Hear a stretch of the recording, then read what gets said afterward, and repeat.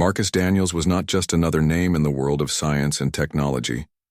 He was a man who had spent years breaking barriers, shattering stereotypes, and proving that intelligence and hard work could take you places no one thought possible. That evening, as he drove home from an awards gala, his heart was full of pride. The event had been a grand affair, scientists, engineers, astronauts, and government officials mingling under one roof, celebrating achievements that pushed humanity closer to the stars. Marcus, dressed sharply in a tailored suit, had been honored for his groundbreaking contributions to satellite propulsion systems. His wife Sarah had cheered him on from the audience, her eyes glistening with pride. The drive back was quiet, almost serene. The roads were empty, save for the occasional car passing by. It was late and most people were already tucked into bed. Marcus enjoyed these moments of solitude after big events like this. They gave him time to reflect on how far he'd come, from growing up in a modest neighborhood where opportunities were scarce to becoming one of NASA's most respected directors. As he turned onto a quieter street, his mind wandered to the projects waiting for him at work. There was always something new to explore, some puzzle to solve, some boundary to push. But then, out of nowhere, flashing red and blue lights appeared in his rearview mirror. At first, Marcus didn't think much of it. Maybe he'd accidentally drifted slightly out of his lane or forgotten to signal a turn. These things happened, even to someone as meticulous as him. So, he pulled over calmly, switched off the engine, and waited for the officer to approach. What followed, however, was anything but routine. A tall figure approached his window, flashlight in hand. "License and registration, please," the officer said gruffly, his tone clipped and uninviting. Marcus nodded politely, reaching into his pocket for his license and leaning across the seat to grab the registration from the glove compartment.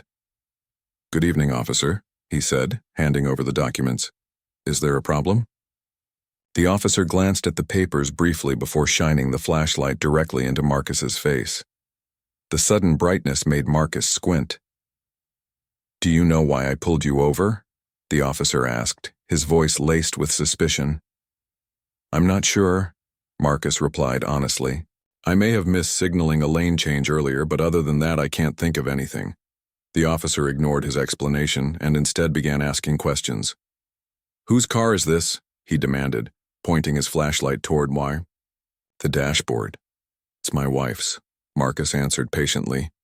"She let me borrow it tonight because we attended an event together." "And what do you do for a living?" the officer pressed, his tone growing more accusatory. "I'm a director at NASA's Jet Propulsion Laboratory," Marcus replied, trying to keep his voice steady despite feeling uneasy. "I've been working there for over 15 years now." To Marcus's surprise, the officer scoffed. "NASA, really?" he said mockingly. "You expect me to believe that? People like you don't usually end up in places like that." Marcus felt a chill run down his spine. "People like you." Those 4 words carried so much weight, yet they were delivered casually, as if they meant nothing. But Marcus knew better. He had heard those kinds of remarks before, though never quite so openly hostile. Still, he tried to remain calm. "Officer, I assure you, everything I've said is true. You're welcome to verify my credentials if needed." Instead of responding, the officer stepped back and spoke into his radio. Within minutes, another squad car arrived, its headlights bathing Marcus's car in harsh light. More officers emerged, surrounding the vehicle. One of them leaned close to Marcus's window, peering inside suspiciously. "Step out of the car," he ordered. Marcus hesitated for a moment, unsure of what was happening. "May I ask why?" he ventured cautiously. "Just step out of the car," the officer barked, his patience clearly wearing thin. Reluctantly, Marcus complied. As he stood beside his car, hands raised slightly in a gesture of compliance, he couldn't help but feel the weight of the situation pressing down on him. This wasn't right. He hadn't done anything wrong. Yet here he was, being treated like a criminal simply because of the color of his skin. The officers searched his car thoroughly, rifling through papers, bags, and compartments. They found nothing incriminating, not that they seemed particularly interested in evidence. Instead, their focus remained fixed on Marcus himself. Questions continued to fly at him, each one more invasive than the last. Where did he live? Who was his wife? How could someone like him afford such a nice car? Through it all, Marcus maintained his composure, though inside he was seething. He thought about all the times he'd been told to keep your head down or don't make waves. For years he had followed that advice, believing that success would speak for itself. But standing there on the side of the road, humiliated and disrespected, he realized that sometimes success wasn't enough. Sometimes, no matter how high you climbed, certain people refused to see you as anything more than a stereotype. As the minutes ticked by, Marcus's frustration grew. He knew he had options. He wasn't just any ordinary citizen. His connections ran deep thanks to his work at NASA and his recent advisory role with the U.S. Space Force. But calling on those resources felt like admitting defeat, like giving in to the very system that sought to oppress him. Still, he couldn't let this stand. If he didn't act, who would? With a deep breath, Marcus decided it was time to make a move. "Officer," he said firmly, "I'd like to make a phone call. I believe there are people who can confirm my identity and clear this misunderstanding." The officers exchanged glances, clearly skeptical. "What kind of phone call?" one of them asked dismissively. "A very important one," Marcus replied, his voice unwavering. "If you refuse, I'll remind you that obstructing a federal employee in the line of duty carries serious consequences." For the first time that night, the officers seemed uncertain. Reluctantly, they handed over a radio phone, watching closely as Marcus dialed the number. Little did they know, this call would change everything, for both Marcus and themselves. As Marcus stood beside his car, the cold night air biting at his skin, he felt a strange mix of emotions: anger, fear, and disbelief. The officers continued to circle him like predators, their flashlights cutting through the darkness and illuminating every detail of his face. It was as if they were trying to find something, anything that would justify their actions. But Marcus knew there was nothing to find. He hadn't broken any laws. He wasn't hiding anything. Yet here he was, treated like a suspect simply because of the color of his skin. The scene grew more chaotic as additional squad cars arrived, their red and blue lights flashing in sync, creating a surreal glow that bathed the quiet suburban street. Neighbors began peeking out of their windows, some stepping onto their porches to see what all the commotion was about. A few even grabbed their phones, filming the unfolding drama. For Marcus, the humiliation was unbearable. He could feel dozens of eyes on him, judging him, forming opinions based on this single moment without knowing who he really was or what he had achieved. One of the officers barked orders at him, demanding he stay still while they searched his car again. "We need to make sure you're not lying to us," the officer said, his tone dripping with disdain. Marcus clenched his fists but forced himself to remain calm. He reminded himself that losing his temper wouldn't help. It would only give them more ammunition to use against him. Instead, he focused on finding a way out of this nightmare. "You can search all you want," Marcus said evenly, his voice steady despite the storm brewing inside him. "But I guarantee you won't find anything illegal because I haven't done anything wrong." The officer smirked, clearly unimpressed by Marcus's words. "We'll see about that," he shot back, tossing aside papers and personal belongings from the car's interior. Meanwhile, another officer approached Marcus, holding up his wallet. "So, you say you're some big shot at NASA?" the officer asked mockingly. "Got any proof?" Marcus nodded slowly, his mind racing. He knew carrying around his NASA ID might seem odd to most people, but tonight, it could be his lifeline. Reaching into his jacket pocket, he pulled out the laminated card bearing his name, photograph, and official title, Director, Jet Propulsion Laboratory. He held it out for the officer to inspect. The officer took the ID, scrutinizing it under the light of his flashlight. His expression shifted slightly, though not entirely to one of belief. "This could be fake," he muttered, handing it off to one of his colleagues. "Let's run it." While the officers debated among themselves, Marcus noticed movement across the street. A neighbor, An elderly woman wrapped in a shawl stepped forward timidly. She looked worried, her gaze darting between Marcus and the officers. Finally, she spoke up. "Is everything okay here?" she asked hesitantly. "I saw you getting pulled over. Is there a problem?" Before Marcus could respond, one of the officers waved her away dismissively. "Ma'am, please go back inside. This is police business."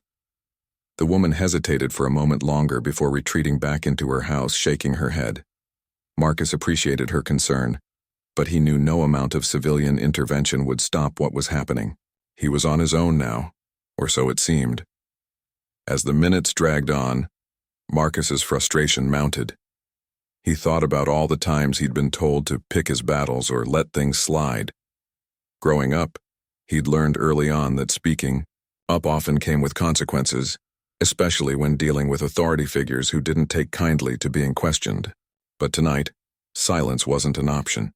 He couldn't let this injustice go unchecked. That's when it hit him. The call. Marcus remembered the recent partnership between NASA and the U.S. Space Force, a collaboration aimed at advancing space exploration and defense technologies. As part of this initiative, he had been appointed as an advisor to General Rachel Monroe, a highly respected leader within the Space Force. Their working relationship had been professional yet warm, built on mutual respect and shared goals. If anyone could intervene on his behalf, it was her. Summoning every ounce of courage, Marcus turned to the nearest officer. "I need to make a phone call," he said firmly. "There's someone who can verify my identity and explain why detaining me like this is completely unnecessary." The officer sneered, clearly skeptical. "Oh yeah? Who's going to answer your call at this hour? Some buddy of yours?" "No," Marcus replied coolly. "General Rachel Monroe of the U.S. Space Force, and trust me, she's not just some buddy." For a brief moment, the officer looked taken aback. Whether it was the mention of the Space Force or the sheer audacity of Marcus's claim, something made him hesitate. After exchanging glances with his partner, he finally handed over a radio phone. "Fine," he said gruffly, "but don't try anything funny." Marcus accepted the device, his hands trembling slightly as he dialed the number. Each ring felt like an eternity, stretching the tension to its breaking point. Then, finally, a voice answered on the other end. A voice Marcus recognized instantly. "General Monroe," came the crisp, authoritative tone. "General, it's Marcus Daniels," he said quickly, his voice tinged with urgency. "I'm sorry to bother you so late, but I'm in a situation right now that requires your assistance." There was a pause on the line, followed by a sharp intake of breath. "Marcus, what's going on?" In as few words as possible, Marcus explained the events of the evening, the traffic stop, the accusations, the humiliating treatment he'd endured. He could hear the anger simmering beneath General Monroe's composed exterior as she listened intently. When he finished, there was a long silence before she spoke. "This is unacceptable," she said firmly, her voice leaving no room for argument. "Stay on the line while I handle this." True to her word, General Monroe wasted no time. Within moments, Marcus heard her issuing commands over the phone, her tone sharp and unwavering. She contacted local police command, demanding an immediate explanation for the detention of one of her key advisors. Then she escalated the matter further, placing a direct call to the mayor's office to ensure accountability. The change in atmosphere was palpable. The officers, who had been so confident just moments ago, suddenly looked uneasy, glancing nervously at each other as their radios crackled with urgent messages. It wasn't long before senior officers arrived. On the scene, their demeanor markedly different from those who had detained Marcus. They approached him apologetically, offering profuse apologies and assurances that the situation would be resolved immediately. Though Marcus was eventually released, without charges, the damage had already been done. The weight of the ordeal lingered, a stark reminder of the systemic issues he had hoped society was moving past.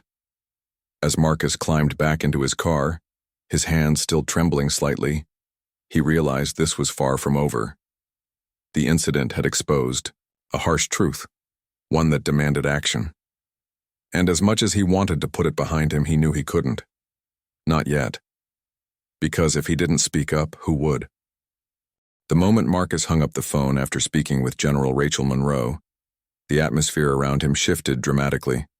The officers who had been so dismissive just moments earlier suddenly looked uneasy, their confidence replaced by a palpable tension. It was as if an invisible force had descended upon the scene, forcing them to confront the reality of what they had done. Senior officers arrived in sleek black vehicles, their polished badges glinting under the flashing lights of squad cars. They approached Marcus with hurried steps and apologetic expressions, their voices low but urgent. "Mr. Daniels," one of them said, extending a hand that Marcus reluctantly shook. "We deeply apologize for this misunderstanding. We're going to sort this out immediately." Marcus nodded stiffly, his jaw clenched. He appreciated the gesture, but apologies felt hollow after the humiliation he had endured. Still, he kept his composure, knowing that anger wouldn't serve him now. Instead, he listened carefully as the senior officers explained that the situation was being escalated internally. Every detail, the traffic stop, the accusations, the unnecessary detention, would be thoroughly investigated. Despite the promises of accountability, Marcus couldn't shake the feeling that this wasn't over. As he watched the junior officers exchange nervous glances and whisper among themselves, he realized something important. Power dynamics were shifting right before his eyes. These men who had treated him like a criminal mere minutes ago now seemed almost deferential. Their body language screamed discomfort, and Marcus understood why. They had underestimated him, assuming he was just another ordinary citizen. But Marcus wasn't ordinary, not anymore, and they were about to learn that lesson the hard way. As the senior officers continued to manage the situation, General Monroe remained on the line, ensuring that Marcus stayed connected until she was certain everything was under control. Her voice came through the radio phone intermittently, calm but commanding. "Are they treating you respectfully now?" she asked at one point, her tone leaving no room for ambiguity. When Marcus confirmed that they were, she added, "Good. Because this isn't just about you. It's about setting a precedent." Her words resonated deeply with Marcus. For years he had worked tirelessly to break barriers and pave the way for others who looked like him. Yet here he was, facing the same prejudices that had plagued generations before him. This incident wasn't just personal, it was symbolic. It represented the systemic biases that still existed within institutions meant to protect and serve. And while Marcus knew he couldn't single-handedly dismantle those systems overnight, he also knew he had an opportunity to make a statement. Once the senior officers assured him that he was free to leave, Marcus took a deep breath and climbed back into his car. As he drove away from the scene, he couldn't help but replay the events of the night in his mind. The look of disbelief on the junior officers' faces when General Monroe intervened. The hushed conversations between higher-ups as they scrambled to contain the fallout. The way the neighbors had watched silently from their windows, some curious, others sympathetic. Each moment reinforced the complexity of the situation. On one hand, justice had been served, at least partially. On the other, Marcus couldn't ignore the lingering sense of injustice that clung to him like a shadow. When he finally reached home, Sarah was waiting for him, her face etched with worry. She had seen snippets of the incident online, thanks to videos posted by neighbors, and immediately recognized the gravity of what had happened. Without saying a word, she embraced him tightly, holding him as if to shield him from the weight of the world. For a long time, neither of them spoke. Words felt inadequate in the face of what Marcus had experienced. Eventually, Sarah pulled back slightly, her eyes searching his. "Are you okay?" she asked softly. Marcus hesitated before answering. Physically, yes, he was fine. Emotionally, though, he wasn't sure. "I'll be all right," he said finally, offering her a small, reassuring smile. "But I can't let this go unanswered. Not this time." Sarah nodded, understanding exactly what he meant. Over the years, she had seen Marcus navigate countless challenges, both professional and personal. She knew how much he valued fairness and equality, not just for himself, but for everyone. If anyone could turn this painful experience into something meaningful, It was him. That night, as they sat together in the dim glow of the living room lamp, Marcus began formulating a plan. He thought about the people who had stood by him during the ordeal. General Monroe, the concerned neighbor, even the strangers online who had expressed outrage over the incident. He realized that while the system had failed him, there were still good people willing to fight for change, and he wanted to harness that energy, channel it into something tangible. The next morning, Marcus woke up early, unable to sleep any longer. His mind was racing with ideas. He opened his laptop and started drafting emails to civil rights organizations, lawmakers, and advocacy groups. He outlined his story, emphasizing not just the injustice he had faced but the broader implications of such behavior. He wrote passionately about the need for reform, not just within law enforcement but across all sectors of society. He argued that systemic racism wasn't just a problem for marginalized communities to solve. It was a collective responsibility that required action from everyone. By midday, his inbox was flooded with responses. Some were messages of support, thanking him for sharing his story and pledging to amplify his voice. Others came from activists eager to collaborate, offering resources and strategies to push for meaningful change. One email, in particular, caught his attention.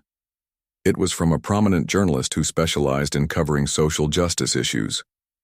She expressed interest in writing a feature article about Marcus's experience, framing it as part of a larger conversation about racial profiling and institutional bias. Marcus agreed to the interview, recognizing the importance of visibility. He knew that telling his story publicly would open him up to criticism and scrutiny, but he also knew it was necessary. Change rarely happened in silence. By stepping into the spotlight, he hoped to inspire others to speak up about their own experiences and demand accountability from those in power. Over the following days, Marcus threw himself into advocacy work.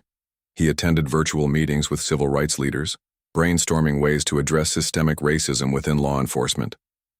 He joined panel discussions, using his platform to educate others about the intersection of race, privilege, and opportunity. He even partnered with STEM organizations to launch mentorship programs aimed at supporting young Black students interested in science and engineering. Through it all, he carried the memory of that night with him, a reminder of where he had been and how far he still needed to go. Though the road ahead was daunting, Marcus refused to let fear or fatigue hold him back. He understood that progress was rarely linear, often requiring sacrifices and setbacks along the way. But he also believed in the resilience of the human spirit. If one phone call could shift the balance of power, then imagine what a united effort could achieve. With determination burning brightly in his heart, Marcus vowed to keep pushing forward, for himself, for his community, and for future generations who deserved a world free from prejudice and bias. The days following Marcus's release were a whirlwind of activity. The story of his detention spread like wildfire, fueled by social media posts from neighbors who had witnessed the incident and captured parts of it on their phones. Videos showed Marcus standing calmly yet firmly beside his car, surrounded by officers whose body language screamed hostility. Captions accompanying these clips ranged from outraged demands for justice to heartfelt expressions of solidarity. Hashtags like #Justice for Marcus and #End Police Bias began trending within hours, drawing attention not only locally but across the nation. News outlets picked up the story quickly, framing it as another example of systemic racism within law enforcement. Journalists highlighted Marcus's credentials, his role at NASA, his contributions to groundbreaking space technology, and his advisory position with the U.S. Space Force, as evidence that even someone with such undeniable achievements wasn't immune to racial profiling. Talk shows invited experts to discuss the broader implications of the incident, while opinion pieces flooded newspapers and online platforms. For many, Marcus's experience served as a stark reminder of the deep-rooted biases that still plagued society. As the narrative gained momentum, civil rights organizations sprang into action. Leaders from groups like the NAACP and Black Lives Matter issued statements condemning the treatment Marcus had endured. They called for an independent investigation into the police department involved, demanding transparency and accountability. Petitions circulated online, urging local officials to implement reforms aimed at preventing similar incidents in the future. Within days, thousands of signatures poured in, amplifying the call for change. For Marcus, the sudden spotlight was both empowering and overwhelming. On one hand, he appreciated the outpouring of support. Messages poured in from strangers thanking him for sharing his story and vowing to stand alongside him in the fight for justice. Friends and colleagues reached out, offering words of encouragement and practical help. Even people he hadn't spoken to in years reconnected, expressing admiration for his courage and determination. On the other hand, the constant attention took its toll. Every interview, every article, every comment section reminded him of the humiliation he had endured.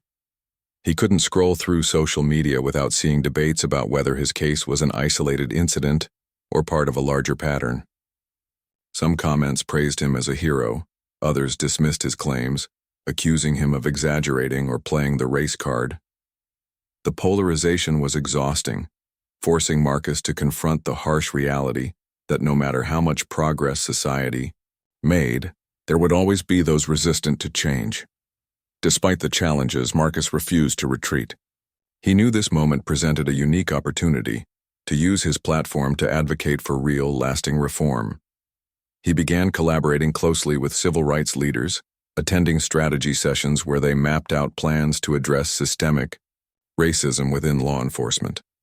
Together, they drafted proposals for policy changes, including mandatory implicit bias training, increased accountability measures, and community oversight boards to monitor police conduct. One particularly impactful meeting brought together representatives from various advocacy groups, legal experts, and government officials. The room buzzed with energy as participants shared ideas and debated strategies. Marcus listened intently, contributing insights drawn from his own experience. When it was his turn to speak, he stood up, his voice steady but filled with conviction. "What happened to me isn't just my story," he said, looking around the room. "It's a reflection of what so many others face every single day. People who don't have the privilege of a high-profile job or connections to powerful institutions. We need to ensure that everyone, regardless of their background, is treated with dignity and respect." His words resonated deeply, earning nods of agreement and murmurs of support. By the end of the meeting, the group had outlined several concrete steps to push for reform, including lobbying lawmakers, organizing protests, and launching educational campaigns to raise awareness about racial profiling. Beyond policy discussions, Marcus also focused on grassroots efforts. He partnered with STEM organizations to create mentorship programs designed to inspire young Black students to pursue careers in science and engineering. These initiatives weren't just about providing opportunities, they were about representation. Marcus understood firsthand the importance of seeing people who looked like you succeeding in fields dominated by others. If he could show young minds that they too belonged in spaces traditionally reserved for the privileged few, then perhaps he could help break down barriers before they even formed. To amplify his message, Marcus agreed to participate in a televised town hall discussion alongside activists, law enforcement representatives, and community members. The event drew a large audience, eager to hear diverse perspectives on the issue of racial bias in policing. When it was Marcus's turn to speak, he recounted his experience in detail, holding nothing back. His calm demeanor and measured tone commanded respect, silencing skeptics and moving allies to tears. "I'm not here seeking revenge," he said toward the end of the panel. "I'm here because I believe we can do better. As a society, we owe it to ourselves and future generations to confront these issues head-on. Yes, what happened to me was wrong. But instead of letting anger consume me, I choose to channel it into action. Because if we don't act now, when will we?" His closing remarks earned a standing ovation, solidifying his role as a leader in the movement for equality. Yet even as accolades rolled in, Marcus remained grounded. He knew that true change wouldn't come overnight. It required patience, persistence, and collective effort. And while he couldn't erase the pain of that night, he could ensure it didn't happen again, to him or anyone else. In quieter moments, Marcus reflected on the journey ahead. There would undoubtedly be obstacles, pushback from entrenched systems, skepticism from opponents, and moments of doubt within himself. But he also saw glimmers of hope, the growing coalition of supporters, the willingness of some officials to listen, and the resilience of communities determined to rise above adversity. With each passing day, Marcus grew more committed to the cause, knowing that his actions today could shape the world tomorrow. The fallout from Marcus's detention was swift and far-reaching, sending shockwaves through the police department involved. Internal investigations uncovered a troubling pattern of discriminatory behavior among the officers who had detained him. Records revealed multiple complaints filed against them over the years, ranging from racial profiling to excessive use of force. What began as an isolated incident quickly spiraled into a full-blown reckoning for the department. The two officers, directly responsible for Marcus's detention, were fired almost immediately, their careers ending in disgrace. But the accountability didn't stop there. Supervisors who had ignored or dismissed previous complaints about these officers also faced disciplinary action, some being demoted, while others were forced into early retirement. The message was clear. Systemic racism would no longer be tolerated within the ranks of law enforcement, not when it came at such a high cost to public trust and safety. In addition to personnel changes, the department implemented sweeping reforms aimed at addressing the root causes of bias. Mandatory implicit bias training became a requirement for all officers, with sessions led by experts in diversity and inclusion. Community outreach programs were established to foster better relationships between law enforcement and the neighborhoods they served. Anonymous reporting systems were introduced, allowing citizens to file grievances without fear of retaliation. These measures weren't perfect solutions, but they represented a step in the right direction, a commitment to learning from past mistakes. While the internal changes were significant, the external pressure continued to mount. Civil rights organizations filed lawsuits against the department, alleging systemic misconduct and demanding further transparency. Local government officials found themselves under intense scrutiny, with constituents calling for resignations and policy overhauls. The mayor issued a public apology, acknowledging the harm caused by the officers' actions and pledging support for reform efforts. However, not everyone was satisfied. Critics argued that apologies and promises weren't enough. They wanted tangible results. For Marcus, watching the aftermath unfold was a mix of vindication and frustration. On one hand, he was glad to see consequences for those who had wronged him. It wasn't just about justice for himself. It was about sending a message that no one was above accountability, regardless of their badge or title. Yet, on the other hand, he couldn't help but feel uneasy. Firing a few bad apples and implementing new policies might address the symptoms of systemic racism, but they didn't necessarily cure the disease. Real change required deeper introspection, both individually and collectively. During this time, Marcus became even more vocal in his advocacy work. He traveled across the country, speaking at conferences, universities, and community gatherings. His talks often began with the story of his detention, painting a vivid picture of what had happened that night. But rather than dwell solely on the negative aspects, he shifted the focus toward solutions. He spoke passionately about the importance of representation, education, and empathy in dismantling systemic barriers. He challenged audiences to examine their own biases and consider how they could contribute to creating a fairer, more inclusive society. One particularly memorable event took place at a historically Black university, where Marcus delivered the keynote address during a week dedicated to celebrating civil rights achievements. Standing before a packed auditorium of students, faculty, and community members, he shared his journey, from growing up in a modest neighborhood to becoming a leader at NASA. He talked about the obstacles he had faced along the way, including moments of doubt and discouragement. But he also emphasized the power of resilience and perseverance. "Life is going to throw challenges your way," he told the crowd, his voice steady, yet filled with emotion. "Some will test your patience, others your faith. But remember this: every setback is an opportunity to rise higher. Every failure is a chance to learn and grow, and every injustice is a call to action." His words resonated deeply with the audience, many of whom approached him afterward to express gratitude. Some shared their own stories of discrimination, finding solace in knowing they weren't alone. Others asked for advice on navigating similar situations, seeking guidance on how to turn pain into purpose. Marcus listened intently to each person, offering words of encouragement and practical suggestions. By the end of the evening, he felt reinvigorated, reminded once again why he had chosen this path. Back home, Marcus continued working behind the scenes to push for broader societal changes.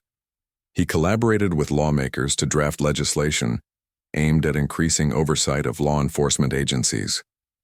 One bill, which gained widespread support, proposed the creation of independent review boards tasked with investigating allegations of misconduct. Another focused on improving data collection practices, ensuring that incidents of racial profiling were tracked and analyzed systematically. Though the legislative process was slow and often frustrating, Marcus remained committed, knowing that persistence was key. Meanwhile, the mentorship programs he helped launch began showing promising results. Young students participating in the initiative showed increased interest in STEM fields, inspired by role models who looked like them. Workshops and seminars provided hands-on learning experiences, exposing participants to cutting-edge technologies and real-world applications. Many expressed dreams of following in Marcus's footsteps, aspiring to careers in aerospace engineering, robotics, and beyond. As months passed, Marcus noticed subtle shifts in the national conversation around race and policing. While debates still raged, there was a growing recognition of the need for reform. Lawmakers started taking bolder steps, introducing bills that addressed not only law enforcement, but also education, housing, and healthcare disparities. Activists celebrated small victories, using them as stepping stones toward larger goals. Even within law enforcement, some departments began embracing change willingly, recognizing that trust could only be rebuilt through consistent effort and transparency. Yet despite the progress, Marcus knew the fight was far from over. Systemic racism wasn't something that could be eradicated overnight. It required sustained commitment and vigilance. There would always be setbacks, moments when it seemed like the tide was turning backward, but Marcus refused to lose hope. He drew strength from the countless individuals who joined him in the struggle, united by a shared vision of a better future. One evening, as he sat on his porch watching the sunset, Marcus reflected on everything that had transpired since that fateful night. The humiliation, the anger, the determination. All of it had shaped him in ways he never anticipated. He thought about the people he had met along the way, the stories they had shared, and the impact they had made together. For the first time, in a long while, he allowed himself to feel a sense of pride, not just in his accomplishments but in the collective progress they had achieved. Though the road ahead remained uncertain, Marcus felt ready to face whatever challenges lay ahead. He had learned that true leadership wasn't about avoiding adversity, but confronting it head-on.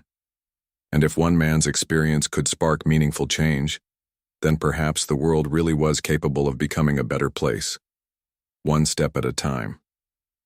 Months turned into years, and Marcus Daniels became more than just a name associated with a high-profile incident. He evolved into a symbol, a beacon of resilience, determination, and hope for marginalized communities everywhere. His story wasn't just about what had happened to him on that cold night. It was about how he chose to respond to it. Instead of letting bitterness consume him, Marcus transformed his pain into purpose, channeling his energy into creating lasting change. By now, Marcus's advocacy work had grown exponentially. What started as local efforts expanded into national campaigns, drawing support from people across different backgrounds and industries. Celebrities amplified his message on social media, sharing videos of his speeches and encouraging their followers to get involved. Corporate leaders pledged funding for initiatives aimed at increasing diversity in STEM fields, inspired by Marcus's vision of representation as a tool for empowerment. Politicians referenced his story during debates, using it as evidence of why systemic reform was long overdue. One of Marcus's most impactful projects was the launch of a mentorship program called Pathways to Space.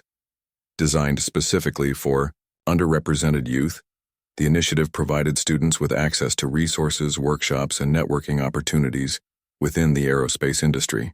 Partnering with NASA, private space companies, and educational institutions, Marcus ensured that participants received hands-on training and exposure to real-world applications of science and engineering. The program quickly gained traction, producing graduates who went on to secure internships and jobs in prestigious organizations. But Pathways to Space was more than just a career-building platform. It was a lifeline for many young people. For kids growing up in neighborhoods where opportunities were scarce, seeing someone like Marcus succeed gave them permission to dream bigger. They began envisioning themselves as astronauts, engineers, or scientists, roles they might never have considered before. Parents thanked Marcus for giving their children something to aspire to, while teachers reported noticeable improvements in students' academic performance and confidence levels. As word of the program spread, Marcus received invitations to speak at international forums. From Geneva to Tokyo, he addressed audiences eager to learn about his approach to bridging gaps between privilege and opportunity. At one global summit focused on education equity, Marcus delivered a powerful speech that left attendees moved and motivated. "Representation matters," he said, standing tall behind the podium. "When you see someone who looks like you achieving great things, it changes the way you view your own potential. It tells you that no matter where you come from, no matter what challenges you face, success is possible. That's why we must invest in programs that not only teach skills, but also inspire dreams." His words resonated deeply, prompting several countries to explore similar initiatives tailored to their unique contexts. By the end of the conference, Marcus had formed partnerships with leaders from Europe, Asia, and Africa, all committed to replicating his model in their respective regions. Back home, Marcus continued pushing for systemic reforms, particularly in law enforcement. While progress had been made since his detention, he knew there was still much work to be done. Police departments around the country adopted some of the policies he had championed, such as community oversight boards and anonymous reporting systems. However, resistance remained strong in certain areas, with critics arguing that such measures hindered officers' ability to do their jobs effectively. Undeterred, Marcus worked tirelessly to counter these arguments. He organized town halls where citizens could voice their concerns directly to law enforcement officials, fostering dialogue and understanding. He collaborated with researchers to gather data, proving that accountability measures actually improved public trust without compromising safety. And he engaged with skeptics one-on-one, patiently explaining why reform was necessary, not just for marginalized communities but for society as a whole. Through it all, Marcus remained grounded by staying connected to those who had supported him along the way. Sarah, his wife, stood by his side through every challenge, offering unwavering encouragement and wisdom. She often reminded him to take breaks, urging him to prioritize self-care amidst his relentless schedule. Friends and colleagues checked in regularly, celebrating small victories and helping him navigate setbacks. Even strangers reached out occasionally, sharing stories of how his journey had inspired them to pursue their own dreams or stand up against injustice.